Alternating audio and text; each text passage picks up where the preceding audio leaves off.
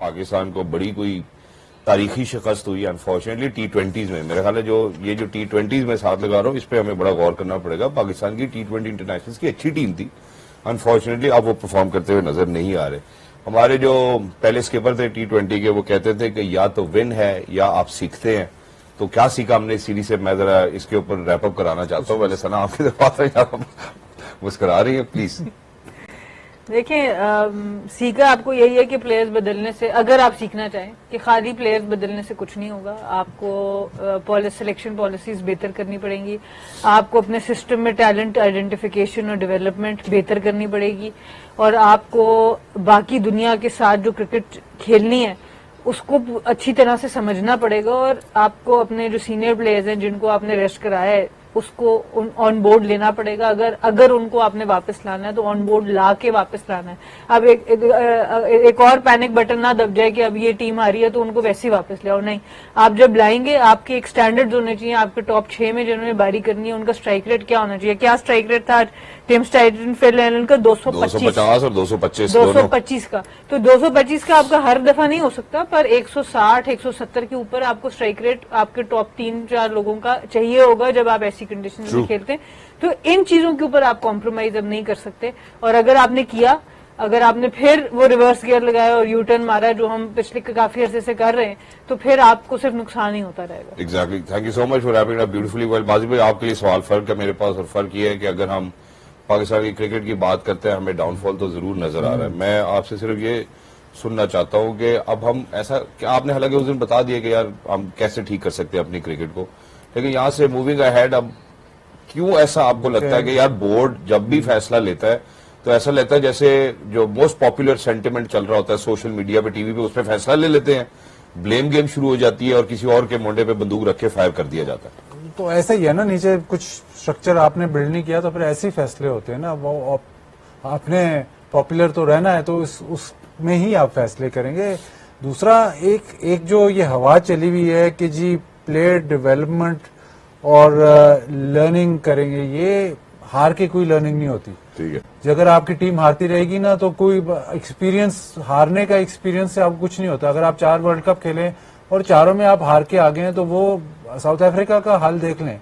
जब तक वो नॉकआउट स्टेज में जब तक वो मैच नहीं जीतेंगे तब तक उनका ऐसे ही चलता रहेगा और वो स्टिग्मा एक अटैच हो जाता है। तो हारने से टीम बड़ी डेवलप नहीं होती। ये जो बात है ये अब आपके डोमेस्टिक लेवल पे भी चलेगी। मसला ये है कि वो मैंने पीछे भी, अब मैं ऑन रिपीट हूँ, लेकिन 3-4 दफा मैंने ये बता चुका हूँ कि जो अब सारे जो कोचेज हैं they are employed by PCB, तो इंसेंटिवाइज नहीं है। मतलब आपकी परफॉर्मेंस से ये कोई फायदा नहीं होगा। ये जरूरी नहीं है कि आप टूर्नामेंट जीते हैं या आप नंबर 1 आए, नंबर 2 आए तो आपको कोई इंसेंटिव मिलेगा। अब एक नया ड्रामा ये शुरू हो गया है कि आप अगर की टीम नहीं परफॉर्म कर रही होती या नहीं, कोई भी डोमेस्टिक टीम की बात कर रहा हूं कि वो बॉटम ऑफ द टेबल या मिड टेबल में फिनिश कर रहे हैं और उस तरह की परफॉर्मेंसेज नहीं है, तो फौरन एक ये कैच फ्रेज आता है कि जी प्लेयर डेवलप हो रहे हैं। प्लेयर डेवलप ऐसे नहीं होता। प्लेयर डेवलप कंपटीशन से होता है। प्लेयर डेवलप तब होता है कि जी हमने ये ट्रॉफी खेल रहा हूं, मेरी जगह तब बनेगी जब मैं इसमें परफॉर्म करूंगा, जब मैं इस प्लेयर से बेहतर प्लेयर हूंगा, परफॉर्म करूंगा। इंटरनल कंपटीशन, फिर हमारी टीम जब चैंपियन बनेगी। अब पिछले 5, 7, 8, 10 साल से आप ट्रेंड देख लें, सबसे ज्यादा प्लेयर पाकिस्तान में, सबसे ज्यादा प्लेयर कहां से आ रहे हैं? केपीके से। क्यों आ रहे हैं केपीके से? कि हर दूसरी चैंपियनशिप जो है केपीके जीत रही है। प्लेयर डेवलपमेंट कहां जो भी हो रही है वो कहां से हो रही है? जो टीम जीतेगी उसका ही प्लेयर आगे पाकिस्तान से खेलेगा। अगर आपकी टीम हारेगी, कंपटीशन नहीं होगा, तो ये प्लेयर डेवलप के सर पे हमें ये ट्रक की बत्ती ना दिखाएं कि जी प्लेयर डेवलपमेंट। ये कोई प्लेयर डेवलपमेंट नहीं है। अभी आप 4-1 की सीरीज आप हार के आ गए हैं, अब आप ये कहेंगे हमारे प्लेयर इससे बहुत सीखेंगे। एक्सपीरियंस ऑफ प्लेइंग देयर है, लेकिन कोई इसमें जीतने का एक्सपीरियंस नहीं है। Winning is a habit. अगर आप हारते रहोगे तो डेवलपमेंट आप जो मर्जी कर, जिस मर्जी उसको रूप देते रहो, ऐसे नहीं होता। हमेशा जो जीता हुआ लश्कर होता है ना, वही आगे प्रोड्यूस करता है। वही होता है। अब हम बात यह है कि अब हम वो जैसे रिजवान भाई की बात से मैंने बात शुरू की थी वही खत्म करता हूँ, या तो हम विन करते हैं या हम सीखते हैं। अब जब हम सीखने की बात करते हैं तो हम तो सीखे ही चले जा रहे हैं, हम सीख ही जा रहे हैं, सीखे जा रहे हैं, सीखे जा रहे हैं। शुएब भाई ने भी यहाँ बैठ के बात कर दी, उन्होंने कहा भाई नहीं है टैलेंट, वो सही बात कर रहे हैं। उन्होंने कहा टैलेंट एक्सपर्टाइट करना पड़ता है भाई, दिखाना पड़ता है कि आपके अंदर कोई टैलेंट है, आपको मैच जीत के दिखाते हो, मैच विनिंग इनिंग्स खेलते हो, उसके बाद आप दुनिया कहती है आपको कि यार वाकई आपके पास टैलेंट है। तो मैं उनकी बात से बड़ा 100% एग्री करता हूं। जितनी भी बहस हुई, जितना भी लोगों ने बात की, बात उनकी बड़ी 16 आने सच थी। मैं अब आपको एक और चीज भी रेक्टिफाई कर दूं इससे पहले कि मैं ओडीआईस की तरफ बढ़ूं। ग्रास रूट पे सर मेरी थोड़ी बहुत इन्वॉल्वमेंट है क्रिकेट के हवाले से। रीजन्स में जितने लोग काम करते हैं उनसे ही मेरी मुलाकात होती है। बासवाए इसके कि वो ये बात करें कि कहाँ डॉग लग गई है, कहाँ सुप्रीम कोर्ट में जाना है या हाई कोर्ट में केस लेके जाना है, और कहाँ कैसे कुर्सी लेनी है, इसके अलावा कोई बात नहीं करते वो। ये रीजन है ना, इनको तो 22-23 साल से डॉग लगी हुई है, ये आपको नहीं समझ आ रही। 22-23 साल से डॉग लगी हुई है, क्योंकि रीजन से पावर, जो सिटी एसोसिएशन से पावर पीसीबी ने ले लिया है, पीसीबी कंट्रोल करता है। तो रीजन्स को आप कहते हैं ना कि ये गलत कर रहे, उनके पास पावर है ही नहीं। और जब पावर नहीं है और उनको पता है कि ये इजी, जब इंसान, मैं भी हूं, आप भी हैं, अगर आपको इजी रूट नजर आ रहा है तो मैं हमेशा वही चुनूंगा। तो इजी रूट यही है कि आप आराम से चुपचाप खेलते रहें, कोई आपकी पूछताछ नहीं है, क्योंकि आपने जवाब नहीं देना। मतलब एज इन इस्लामाबाद अगर हारती है तो इस्लामाबाद की आवाम को, मीडिया को आपने जवाब नहीं देना, पीसीबी ने देना। एग्जैक्टली। तो वो जो आपने एक सेंस ऑफ, मतलब कंपटीशन डेवलप करना है या एक ओनरशिप है, वो आपने खत्म की हुई है ना। तो इस सारे मतलब पूरा क्रिपल किया हुआ है आपने सिस्टम, और इससे अभी भी आप समझते हैं कि आप उन डेवलप्ड नेशंस के साथ कम्पीट करेंगे। ये तो बड़ा एक अजूबा है कि अभी तक हम कर रहे हैं कम्पीट थोड़ा बहुत, बट आप अभी भी एक्सपेक्टेशन हमारी यही है कि हम उनको हराएं, हम ऐसे खेलें। वो कैसे खेलेंगे?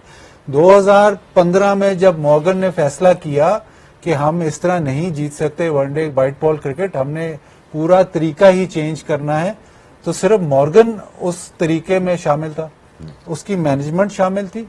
और क्योंकि नीचे जो स्ट्रक्चर था वो 150 साल से चल रहा था, उस स्ट्रक्चर में ट्वीक्स ऐसे हुई कि जो व्हाइट बॉल क्रिकेट थी उसको प्राइम टाइम दिया गया इन द सीजन। सो उनको जून, जुलाई, अगस्त, जब इंग्लैंड में पिचेस अच्छी हो जाती हैं बैटिंग के लिए, तब व्हाइट बॉल क्रिकेट को दी गई। फर्स्ट क्लास क्रिकेट को बैकड्रॉप पे डाला उन्होंने। वो सारा सिलसिला 4 साल तक चला।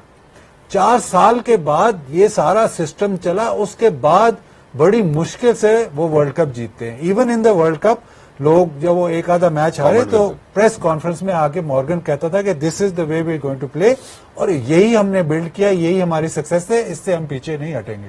तो वो सारा प्रोसेस ओवरनाइट नहीं था। वो सारा प्रोसेस जो था वो सिर्फ मॉर्गन का नहीं था, वो पूरा ईसीबी इन्वॉल्व था। आपके पास नीचे जब 150 साल या 10 साल का भी स्ट्रक्चर नहीं मौजूद, तो आप समझते हैं कि एक हम कहेंगे जी ऐसे ब्रांड ऑफ क्रिकेट खेलना है, सब फॉलो करना शुरू हो जाएंगे, सब कुछ होने लग जाएगा। ऐसे नहीं होगा। बहुत शुक्रिया आपने ये बात की। आप अगर ये कहते हैं कि जो अभी नेशनल T20 हो रहा है उसमें दिन के मेरे ख्याल 6 के 7 मैच हो रहे थे जी, ऐसे ही था। प्लस फैसलाबाद में अगर आप कराते हैं या जब भी आप टूर्नामेंट कराते हैं तो एक ही वेन्यू पे लगातार मैचेस कराते हैं, तो वो जो कंडीशंस हैं, जो पिच कंडीशंस हैं, वो भी आपको सपोर्ट नहीं करती। जो आप चाह रहे हो ना फेयरलेस क्रिकेट, वहां पे जब बॉल इतना स्पिन होने लग जाएगा तो फेयरलेस क्रिकेट में आप 120 पे ही आउट हो गए। तो वो सारा कुछ सिंथ में चलेगा तो तब रिजल्ट ही पहिया चलेगा। मेरा ख्याल है अब एक इंजन के ऊपर अगर इतने सारे मिस्त्री होंगे तो मेरा ख्याल है कोई भी मतलब वो गाड़ी लेना भी पसंद नहीं करेगा। मेरा इसके साथ ये जो आपने एडॉक की बात की मुझे अच्छा लगता है कभी कभार कि ये 2 टियर क्वेश्चन था, और उसकी वजह ये है कि पावर क्यों है पीसीबी के पास, ये भी समझना बहुत जरूरी है। वो इसलिए है कि जैसे प्लेयर्स पैराशूट से आते हैं, इसी तरह फिर रीजन के चेयरमैन भी पैराशूट से आ जाते हैं। जी आइए, आपका तो बहुत वास्ता रहा है। देखिए बस अनफॉर्चुनेट है, अब जब हम देखते हैं, हम बहुत ज्यादा बात करते हैं कि पीसीबी की कॉन्स्टिट्यूशन और पॉलिटिकल इन्फ्लुएंस नहीं होना चाहिए, ये नहीं होना चाहिए, वो नहीं होना चाहिए, बट इन रियलिटी वो सब चीजें हमारे एक सिस्टम का हिस्सा है। और जब तक ये इस तरह हिस्सा रहेंगी, जब तक, जैसे बादल भाई ने पिछले प्रोग्राम में बात की कि ये सीट इतनी हॉट फेवरेट सीट रहेगी हर इंसान के लिए, तो हमारे लिए प्रॉब्लम रहेगी। आपको सिस्टम्स को मजबूत करना है, आपको अकाउंटेबिलिटी सिर्फ प्लेयर्स की नहीं करनी कि आपने पूरी की पूरी टीम बदल दी, आप ऑफिशियल्स की भी अकाउंटेबिलिटी करें। ये बात मैं पिछले 10 सालों से कर रही हूँ कि जब तक आपके प्लेयर्स की, हमारी एक डोमेस्टिक में रातों रात एक टीम के प्लेयर्स रात को गए, एक होटल छोड़ के दूसरी टीम ज्वाइन की और सुबह उस टीम से खेल गए। आज तक ऑफिशियल के ऊपर जिन्होंने ये इजाजत दी इंक्वायरी थी, नहीं कोई की। इंक्वायरी नहीं बैठी, कोई फैसला नहीं हुआ। ऐसा कैसे हो सकता है? एक टूर्नामेंट शुरू हो गया है, उसके आधे प्लेयर दूसरी टीम से खेलते और उसी टीम से मैच था। क्या बात। सो इस तरह की जब चीजें आप करते हैं कि जब आप ऑफिशियल्स को above the rule, above the law, above the game करते हैं, तो आप कभी भी अच्छा सिस्टम नहीं बना पाएंगे। तो खाली प्लेयर्स बदलने से, मैंने पहले भी ये बात की है कि हमारी डिस्कशंस के नाम बदल जाएंगे, आप बाबर की जगह किसी और का नाम लेना शुरू कर देखिए, देंगे, मामलात यही होंगे। पर मामलात आपके ऐसे ही रहेंगे। एग्जैक्टली जी। और टैलेंट की हम बात करते हैं ना, टैलेंट, मेरा नहीं ख्याल कि पाकिस्तान में टैलेंट नहीं है, टैलेंट है। ये जो प्लेयर्स जो इंटरनेशनल लेवल तक जाते हैं, ये टैलेंट के ही बतौर जाते हैं। अब मसला ये है कि सिर्फ टैलेंट पे सर्वाइवल नहीं है, 10 मैच सर्वाइवल है, वीडियो एनालिसिस, एनालिस्ट फिर आपकी गलतियां निकालते हैं। अब प्रोग्रेशन नहीं है, टैलेंट है लेकिन आपके पास वो बाकी टूल्स नहीं है जिससे आप प्रोग्रेस करें। बहुत रेयर, आज के दौर में बहुत रेयर ऐसे है कि कोई प्लेयर आता है और वो फिर पाकिस्तान टीम में आता है और उसके बाद वो बेहतर हुआ चला जाता है। बेसिकली हमने देखा है मोस्ट प्लेयर्स, नॉट सारे बट मोस्ट प्लेयर्स आते हैं, उनका पहला साल 1.5 साल बहुत अच्छा रहता है, फिर वो स्लाइड करते हैं। वजह यह है कि बाकी टीमों को पता चल जाता है कैसे खेलना है, क्या करते हैं, तो आप इम्प्रूवमेंट नहीं होती। वो सारा जो सिस्टम है ना, वो पाकिस्तान में बहुत लैकिंग है। तो इस वजह से हम कहते हैं कि जी पाकिस्तान में प्लेयर नहीं प्रोड्यूस हो रहा। प्लेयर तो जो प्रोड्यूस हो रहा है वो पाकिस्तान टीम से खेल रहा है, कोई कोई प्लेयर पाकिस्तान टीम से परफॉर्म भी कर रहा है, लेकिन उसको सस्टेन नहीं कर रहा। उसको सस्टेन तो नहीं हो सकता जब तक आप इंटरनेशनल क्रिकेट में इंप्रूव नहीं करते, तब तक आप वो लेवल सस्टेन नहीं कर सकते। तो ये पाकिस्तान का सबसे बड़ा प्रॉब्लम है। हम कहते हैं जी ओ प्लेयर खत्म हो गए जी, पीछे कुछ नहीं है, पीछे कुछ नहीं है। प्लेयर है, वन स्पोर्ट नेशन है, प्लेयर आ रहे हैं। गली में कौन सी स्पोर्ट खेली जाती है? लेकिन इसमें तो बाद में आप फिर अपनी बात के साथ तजाद कर रहे हैं ना। आप कह रहे हैं कि पीसीबी ने इतना कंट्रोल रखा हुआ है, किसी को कोई पता नहीं चलता। अब आप कहते हैं कि टैलेंट भी है, टैलेंट आता भी है, टीम से खेलता भी है, तो पीसीबी तो इस मतलब प्रोसेस ठीक है। पीसीबी कैसे प्रोसेस ठीक है? पीसीबी टैलेंट आ रहा है, टीम से खेल भी रहा है, तो टैलेंट तो अपने बलबूते पे आके फिर खड़ा हो गया। पीसीबी खिला रहा है ना, उनको लेके भी आ रहा है। अगर ये क्या पीसीबी क्या खिला रहा है? यार सुनने वाले के लिए तो ये बहुत कंफ्यूजिंग है ना भाईजान। पीसीबी का तो काम है कि टूर्नामेंट्स ऑर्गेनाइज करे, बिल्कुल। ठीक है। तो जो नीचे जो प्लेयर डेवलपमेंट है वो बाकियों का काम है, पीसीबी खुद नहीं कर सकता। तो जो आप ऐसे तो रीजन में डॉग लगी ऐसे हुई है, ऐसे तो चला PCB लो, है। ऐसे चला लो तो आपके रिजल्ट सामने है। तो ठीक जब है। वो प्लेयर पाकिस्तान टीम में जाता है, उसके बाद जब उसको नहीं इंप्रूव कर रहा होता तो फिर कहाँ जाए वो? ठीक है, वो कहा वो वापस डोमेस्टिक में आए, डोमेस्टिक में स्ट्रक्चर नहीं है, ठीक है, कुछ नहीं है ना। Point taken. तो आपकी जो इम्प्रूवमेंट है एक्चुअल, वो प्लेयर की तब है कि जब टॉप लेवल पे आके मजीद इम्प्रूव होता जाए। क्योंकि टॉप लेवल पे वो जो हनीमून पीरियड है वो 10-15 साल, इससे ज्यादा नहीं है। तो हमारे अभी जैसे नया प्लेयर को परफॉर्म करता है, या दो साइम की अब जैसे हम बात करें कि साइम बहुत जबरदस्त है, अब साइम को ठीक है उसने नाम, अब इवॉल्व उसको करना है। अब आया कि उसके साथ लोग ऐसे हैं जो उसको इवॉल्व करवा सकें। जब उसकी फॉर्म में डिप आएगी तो कहां पे उसको इम्प्रूवमेंट करेंगे, ये तो प्रोसेस तो साथ साथ चल रहा है ना। टाइम बहुत कम है, लेकिन अभी एक और सवाल मेरे पास मौजूद है, अगर हमें इजाजत हो तो मेरा ख्याल है मैं सवाल करना चाहता हूँ। उस दिन आपने एक बड़ी खूबसूरत बात की थी, आपने कहा कि अगर ये डिसेंट्रलाइज हो जाएगा तो कोई भी खिलाड़ी जो है वो अपनी पसंद के कोच से जाके फिर अपनी एवोल्यूशन के प्रोसेस का जो भी वो करना चाहता है वो कर सकता है।